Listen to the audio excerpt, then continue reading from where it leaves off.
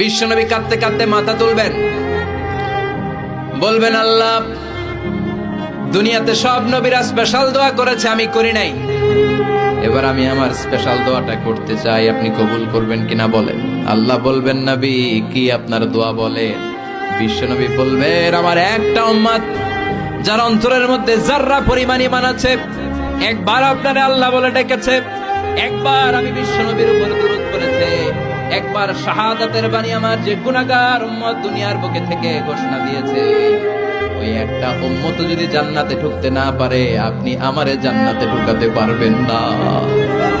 আল্লাহ বলবেন, সাল তুতা, সাল সাল তুতা, ওয়াশফা তুশাফা, শাফাত করেন নবী করেন, যার জন্য দোয়া করবেন আমি কবুল করে নেব। দুনিয়াতে বিশ্বনবী কম কষ্ট সহ্য করে নাই। 3 বছর শিয়াবে আবি তালেবে জেল খেটেছে। কয় বছর? দুর্ভিক্ষের বছরগুলোতে বিশ্বনবীর পেটে দানা পানি ছিল না। কলিজার টুকরা হাসান হুসাইন কই মাছের মতো ছটফট করেছে, জামিনে ক্ষুধার জ্বালায় বেহুশ হয়েছিল। বিশ্বনবী যদি ওই স্পেশাল দোয়াটা করতেন, জান্নাত থেকে খাবারের বস্তা পাঠিয়ে দিত কে? ওই দোয়া করছিলেন?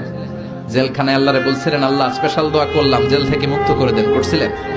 যুদ্ধের ময়দানে নিজের দাঁত ভেঙেছে, উহুদের ময়দান সাক্ষী, বিশ্বনবীর মুবারক রক্তে উহুদের ময়দান রঞ্জিত হয়েছে।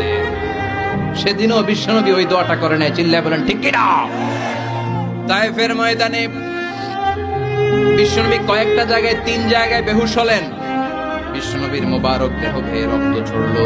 ওই কঠিন বিপদের দিনও বিশ্বনবী এই দোয়াটা করেছেন নাকি? কথা বলেন।